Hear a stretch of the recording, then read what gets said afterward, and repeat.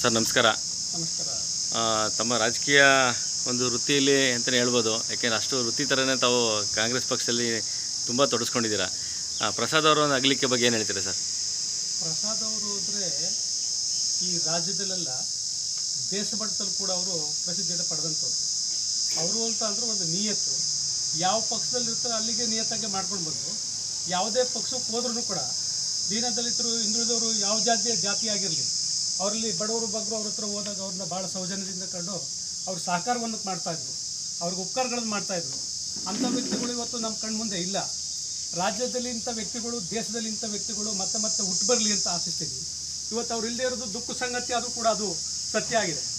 ಯಾವುದೇ ಪಕ್ಷದಲ್ಲಿರಲಿ ತಮ್ಮದೇ ಆದಂಥ ಏನು ಒಂದು ಧ್ಯೇಯಗಳನ್ನು ಇಟ್ಕೊಂಡಿದ್ರು ಅದಕ್ಕೆ ರಾಜಿ ಮಾಡಿಕೊಡದಂತೆ, ಅದಕ್ಕೆ ತೊಂದರೆ ಆದಂಥ ಸಂದರ್ಭದಲ್ಲಿ ಬೇರೆ ಬೇರೆ ಪಕ್ಷಕ್ಕೆ ಹೋಗಿರೋದು ಸಹಜವಾಗಿದೆ.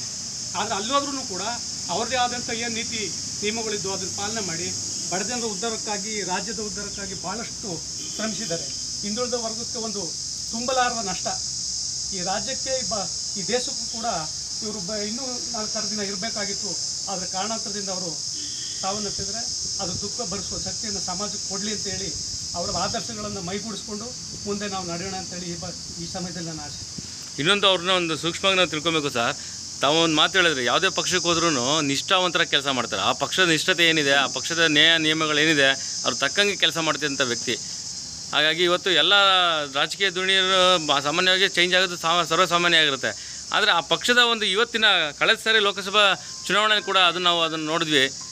ಯಾರೇ ಬಂದು ರಾಜಕೀಯ ಪಕ್ಷದವ್ರು ಕರೆದ್ರೂ ಕೂಡ ಇಲ್ಲ, ನಾನು ಪಕ್ಷದಲ್ಲಿ ಈ ಥರ ಇದ್ದೀನಿ, ನಾನು ಈ ಥರ ಬರೋಕ್ಕಾಗಲ್ಲ ಅನ್ನೋದು ಒಂದು ನಿಷ್ಠುರ ಮಾತುಗಳನ್ನ ಆಡ್ತಿದ್ದಂಥ ವ್ಯಕ್ತಿ. ಹಾಗೂ ಕೂಡ ಅದನ್ನು ನಾವು ನೆನೆಸ್ಕೋಬೇಕು. ಅವರು ಏನು ಅಂತಾರೆ, ನೇರ ನಡೆ ನೇರ ನುಡಿ ಅನ್ನೋದು ಎಲ್ಲರಿಗೂ ಗೊತ್ತಿರೋ ವಿಚಾರ. ಅವರು ಪಕ್ಷಾಂತರ ಮಾಡಿದ್ದು ಯಾತಕ್ಕೆ ಅಂದರೆ ಕಾಲಘಟ್ಟದಲ್ಲಿ, ಆಯಾ ಕಾಲಘಟ್ಟದಲ್ಲಿ ರಾಜಕೀಯ ಧ್ರುವೀಕರಣದ ಅನುಗುಣವಾಗಿ. ಈಗ ರಾಜಕೀಯದಲ್ಲಿ ಅಧಿಕಾರ ಇಲ್ಲ ಅಂತಂದರೆ ಯಾವುದೇ ಜನಗಳ ಸಹಾಯ ಮಾಡೋಕ್ಕಾಗಲಿ, ಜನಗಳ ಉದ್ಧಾರ ಮಾಡೋದಕ್ಕಾಗಲಿ, ಜನಗಳ ಬಗ್ಗೆ ಜಾಗೃತಿ ಮೂಡಿಸ್ಲಿಕ್ಕಾಗಿ ಒಂದು ಅಧಿಕಾರ ಅನ್ನೋದು ಬೇಕಾಗಿದ್ದ ಕಾರಣಕ್ಕೋಸ್ಕರ ಅವರು ಪಕ್ಷಗಳನ್ನು ಚೇಂಜ್ ಮಾಡ್ತಾರೆ ಹೊರತು ಸ್ವಾರ್ಥಕ್ಕಾಗಿ ಅದು ಚೇಂಜ್ ಮಾಡಿಲ್ಲ. ಹಿಂದುಳಿದ ವರ್ಗ ಜನಗಳದ್ದು ಅವ್ರಿಗೇನು ಉದ್ಧಾರ ಮಾಡಲಿಕ್ಕೆ ನನಗೆ ಅಧಿಕಾರ ಬೇಕಾಗಿರೋದ್ರಿಂದ ಇವತ್ತು ರಾಜಕೀಯ ಧ್ರುವೀಕರಣದಿಂದ ಎಲ್ಲಿ ಅಧಿಕಾರ ಬರುತ್ತೆ ಅದನ್ನು ನೆನ್ಕೊಂಡು ಅದ್ರ ಕಾರಣಕ್ಕೋಸ್ಕರ ಜನಗಳ ಉಪಯೋಗಕ್ಕೋಸ್ಕರ ಅವರು ರಾಜಕೀಯ ಧ್ರುವೀಕರಣ ಸಂದರ್ಭದಲ್ಲಿ ಬೇರೆ ಬೇರೆ ಪಕ್ಷಗಳಿಗೆ ಹೋಗಿದ್ದಾರೆ. ಅದು ಬಿಟ್ಟರೆ ಅವರು ಸ್ವಾರ್ಥಕ್ಕಾಗಿ ಏನು ಹೋಗಿಲ್ಲ ಅಂತ ನನ್ನ ಅನಿಸಿಕೆ. ಖಂಡಿತ ಅದು ನಿಜನೇ. ಹಾಗೇ ಇವತ್ತು ಏನು ಇಡೀ ಸಮಾಜ ಇವತ್ತು ಅವ್ರ ಮನೆ ಹತ್ರ ಇದ್ದು ಸಾಗರ ಮಟ್ಟದಲ್ಲಿ ಇವತ್ತಂತ ಶೋಕಾಚರಣೆ ಆಚರಣೆ ಮಾಡೋದು ಕೂಡ ನಾವು ಕಣ್ಣಾರೆ ನೋಡಿದ್ದೀವಿ. ಎಲ್ಲ ಮಾಧ್ಯಮದಲ್ಲಿ ನಾವು ಕೂಡ ತೋರಿಸಿದ್ದೀವಿ. ಇಲ್ಲಿ ಒಂದೇನು ಅಂತಂದ್ರೆ, ಈಗ ಪಕ್ಷಾತೀತವಾಗಿ ಯಾವುದೇ ಪಕ್ಷ ಅಂತಿಲ್ಲ, ಅವರ ಶ್ರದ್ಧಾಂಜಲಿ ಸಂದರ್ಭದಲ್ಲಿ, ಅವರ ಶವ ಸಂಸ್ಕಾರ ಸಂದರ್ಭದಲ್ಲಿ ಎಲ್ಲ ಪಕ್ಷದದ್ದು, ರಾಜ್ಯದ ಎಲ್ಲ ಜನಾಂಗದ ಜನತೆ ಕೂಡ ಅವ್ರನ್ನ ಈ ಮಟ್ಟದಲ್ಲಿ ಮಾಡಿದ್ದಾರೆ ಅಂತ ಅಂದರೆ, ಅವ್ರಿಗೆ ಶ್ರದ್ಧಾಂಜಲಿ ಎಷ್ಟಿದ್ದಾರೆ ಅಂತ ಆದರೆ ಅವ್ರು ಮಾಡಿದಂಥ ಕೆಲಸ ಕಾರ್ಯಗಳೇ ಕಾರಣವಾಗಿನ, ಶ್ರೀನಿವಾಸ ಪ್ರಸಾದ್ ಅವರ ವ್ಯಕ್ತಿತ್ವೇ ಕಾರಣವಾಗಿನ, ಬೇರೆ ಯಾವುದೂ ಅಲ್ಲ ಅಂತ ನಾನು ಹೇಳ್ತೀನಿ. Okay, thank you sir.